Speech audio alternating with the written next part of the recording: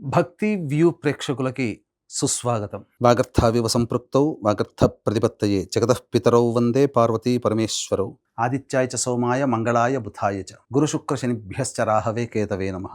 శృంగేరి జగద్గురు పీఠాధిపతులకి కంచి పీఠాధిపతులకి నమస్కారములు తెలియచేసుకుంటూ కార్యక్రమాన్ని ప్రారంభిద్దాం.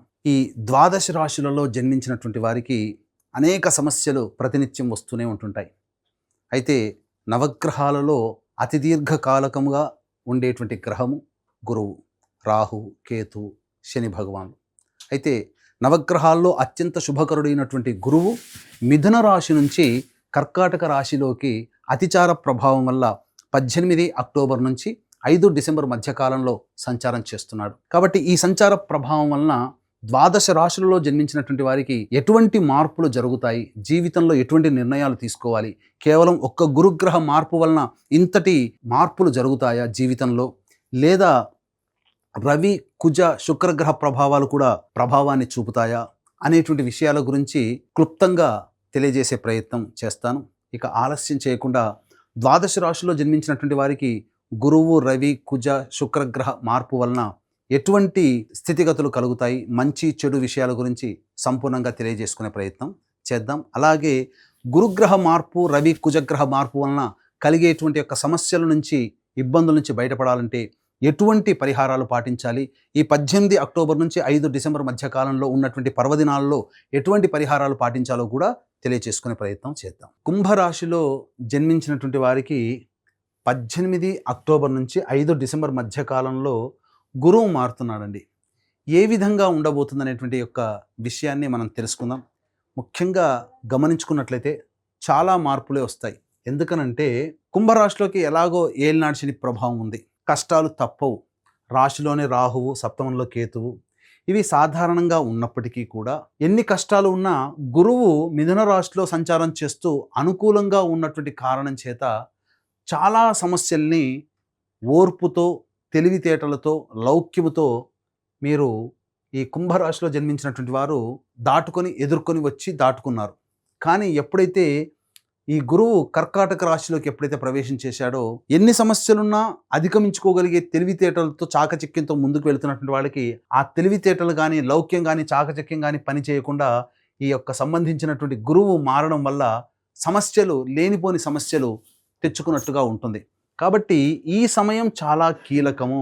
ఈ సమయంలో మీరు ఎటువంటి జీవితంలో పైకి ఎదగడానికి ఉపయోగపడి ఎటువంటి నిర్ణయాలు తీసుకోకపోవడమే చాలా మేలు అనేటువంటి విషయాన్ని కుంభరాశిలో జన్మించినటువంటి వాళ్ళు జాగ్రత్తగా గమనించండి. ఎందుకు చెప్తున్నాను అంటే, ఎప్పుడైతే గురువు అనుకూలంగా లేడో ఇది ప్రధానంగా సమస్యలు. అంటే ఏమవుతుంది, ముఖ్యంగా రుణాలు చేయాల్సినటువంటి పరిస్థితి కానీ, లేదా మీ దగ్గరికి డబ్బు తీసుకుంటారు, అవి డబ్బులు తిరిగి చెల్లించని పరిస్థితి ఉంటుంది. కాబట్టి ఈ సమయంలో డబ్బులు ఖర్చు పెట్టేటప్పుడు కానీ, ఇచ్చేటప్పుడు కానీ జాగ్రత్తలు పాటించండి. చాలామంది ఇప్పటి వరకు గురువు అనుకూలంగా ఉండడం వల్ల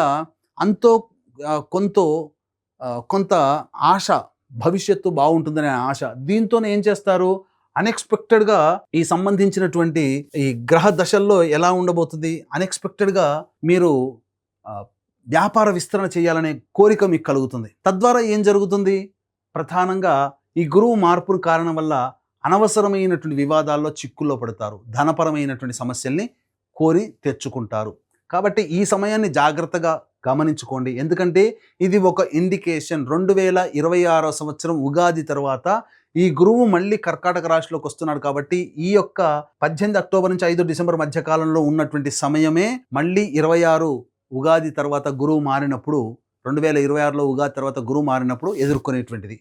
ప్రధానంగా ఏలినాటి శని ప్రభావం ప్రధానంగా ఉంటుంది. ఏలినాటి శని ప్రభావం ఉండి సమస్యలు ఎలాగో ఉన్నా గురువు అనుకూలంగా లేని కారణం చేత దీనికి తోడుగా అగ్నికి ఆజ్యం పోసినట్టుగా ఈ యొక్క గురు ప్రభావము ప్రధానంగా ఎక్కువగా కుటుంబంలో కష్ట నష్టాలు, కుటుంబ సభ్యుల మధ్య వాగ్వివాదాలు, ధనపరమైనటువంటి సమస్యలు ఇవన్నీ తెచ్చుకొని వస్తాయి. ముఖ్యంగా మనశ్శాంతి లేని పరిస్థితి కలుగుతుంది, ఇది గుర్తుపెట్టుకోండి.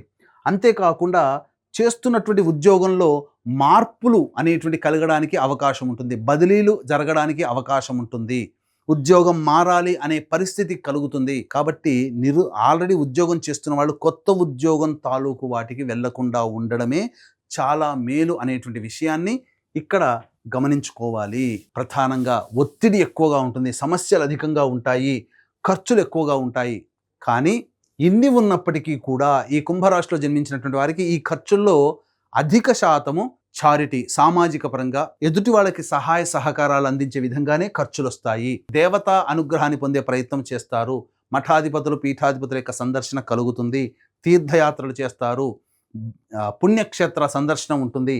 మీకు ఖర్చులు ఎలా ఉంటాయో చెప్పమంటారా? ఎదుటి వాళ్ళు కష్టాల్లో ఉన్నారు, మీరు సహాయం చేస్తే తప్ప కష్టం తీరదన్న స్థితికి చేరుకోవడం, తద్వారా మీరు వాళ్ళ కోసం ఖర్చు పెట్టడం, అది మీకు జరిగేటువంటి నష్టాలు, కష్టాలలో ప్రధానంగా ఉంటాయి. గుర్తుపెట్టుకోండి, ఈ విధంగా మీకు జరగబోతుంది. కాబట్టి ఈ సమయంలో నూతన వాహన కొనుగోలు అనేటువంటిది అంత మంచిది కాదు. విద్యార్థులు బాగా కష్టపడితే తప్ప పరిణితి సాధించలేరు, ఉత్తీర్ణత శాతం పొందలేరు. చదువుకున్నదంతా జ్ఞాపక శక్తి ఉండకపోవడం వల్ల పెన్ ఆన్ పేపర్ మీద పెట్టేటప్పుడు మీరు సరైనటువంటి ఫలితాలని పొందలేకపోతారు. ఇక కళారంగంలో ఉన్నటువంటి వాళ్ళు జాగ్రత్తలు పాటించాల్సినటువంటి పరిస్థితి. మరీ ముఖ్యంగా చూసుకున్నట్లయితే ఇదే 18 అక్టోబర్న 16 నవంబర్ వరకు రవి సంచారము తులారాశిలో సంచరిస్తూ ఉంటాడు. ఈ కారణం చేత ఏం జరగబోతుంది? ప్రభుత్వపరమైనటువంటి దండనలు పొందే అవకాశం ఉంటుంది. జాగ్రత్తగా గమనించండి. ఫైన్స్ కట్టాల్సినటువంటి అవసరం ఈ రాశిలో జన్మించినటువంటి వారికి ఉండబోతుంది. ఇక కుజుడు 27 అక్టోబర్ వరకు అదే రాశిలో ఉన్నటువంటి కారణం చేత న్యాయ సంబంధమైనటువంటి వివాదాలు, చిక్కులు, సమస్యలు ఎదుర్కోవచ్చు.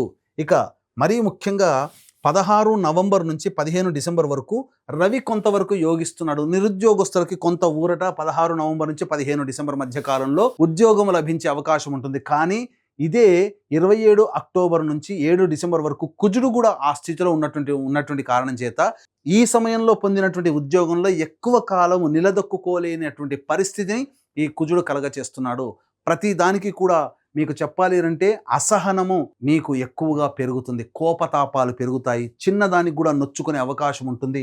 జన్మ రాహువు, కుటుంబ శని, షష్టమ గురువు, అలాగే సప్తమ కేతువు, దశమ కుజుడు, నవమ రవి కుజుడు. ఈ గ్రహాలు రవి, కుజ 3, 4, 5, 6 గ్రహాలండి. ఈ 6 గ్రహాల యొక్క ప్రభావం మీ జీవితంలో సమస్యలు. ముఖ్యంగా ఈ 18 అక్టోబర్ నుంచి 16 నవంబర్ మధ్యకాలంలో రవి అనుకూలంగా లేడు, శుక్రుడు అనుకూలంగా లేడు, కేతువు, గురువు, రాహు, శని మొత్తం 7 గ్రహాల వరకు అనుకూలంగా లేని కారణం చేత సమస్యలు అనేటువంటివి పెరుగుతాయి. దీంతో పాటుగా ప్రధానంగా దంపతుల మధ్య విభేదాలు వచ్చే అవకాశం ఉంటుంది. వివాహ ప్రయత్నాలు చేసేటువంటి వ్యక్తులు కాస్త కష్టపడాల్సినటువంటి పరిస్థితి. ఇప్పటి వరకు సజావుగా ఉన్నటువంటిదంతా కూడా పెనం మించి పొయ్యిలో పడ్డట్టుగా ఈ కుంభరాశిలో జన్మించినటువంటి వారికి ఉండబోతుంది. కాబట్టి జాగ్రత్తలు పాటించండి. దైవానుగ్రహం, దేవకారక గ్రహం అయినటువంటి గురువు అనుకూలంగా లేని కారణం చేత మిగతా ఈ పాపగ్రహాలన్నీ విజృంభించడం, తద్వారా సమస్యలు ఎదుర్కోవడం అనేటువంటిది ఈ యొక్క గురువు కర్కాటక రాశి సంచార ప్రభావం జరుగుతున్నటువంటి కుంభరాశిలో జన్మించినటువంటి వారికి ఉండబోతుంది. కాబట్టి దైవానుగ్రహాన్ని అందరికీ అందించాలనేటువంటి ఒక సదుద్దేశంతో ఈ యొక్క 18 అక్టోబర్ నుంచి 5 డిసెంబర్ మధ్య ఉన్నటువంటి కాలంలో 3 మహాపర్వదినాల్లో సుప్రసిద్ధ క్షేత్రాలలో ఈ సర్వదోష నివారణ పూజలు, హోమాలు అనేటువంటివి జరిపించడం జరుగుతుంది. అందులో మొదటిది 5 నవంబర్న కార్తీక పౌర్ణమి మహిమాన్వితమైనటువంటి కాశీ క్షేత్రంలో, అలాగే 20 నవంబర్ కార్తీక అమావాస్య సుప్రసిద్ధ శ్రీశైల క్షేత్రంలో, అలాగే 4 డిసెంబర్ మార్గశిర పౌర్ణమి ప్రముఖ దత్తక్షేత్రంలో సర్వదోష నివారణ పూజలు, హోమాలు అనేటువంటి జరిపించి శక్తిపాతం చేసినటువంటి మాలలు ఇవ్వడం జరుగుతుంది. అవకాశం ఉన్న వాళ్ళు స్క్రీన్పై కనిపిస్తున్నటువంటి కాంటాక్ట్ నెంబర్లకి కాంటాక్ట్ చేసి పూర్తి వివరాలు తెలుసుకొని మీ గోత్రనామాదులు నమోదు చేసుకోవచ్చు. అలాగే ఇప్పుడు చెప్పినటువంటి సమస్యల కంటే ఇంకా విభిన్నంగా మీ యొక్క జన్మ జీవితం ఉన్నది అని అంటే మీ యొక్క జన్మజాతకంలో నడుస్తున్నటువంటి గ్రహ దశాంతర దశల ప్రభావాలు. కావున దగ్గరలోని మంచి ఉపాసనా పరులైనటువంటి జ్యోతిష్యులను సంప్రదించి వారి సలహాలు, సూచనలు కనుక పాటించినట్లయితే మరింత మెరుగైనటువంటి జీవితాన్ని పొందుతారని తెలియజేస్తూ సర్వం శ్రీ ఉమామహేశ్వర పరబ్రహ్మార్పణమస్తు.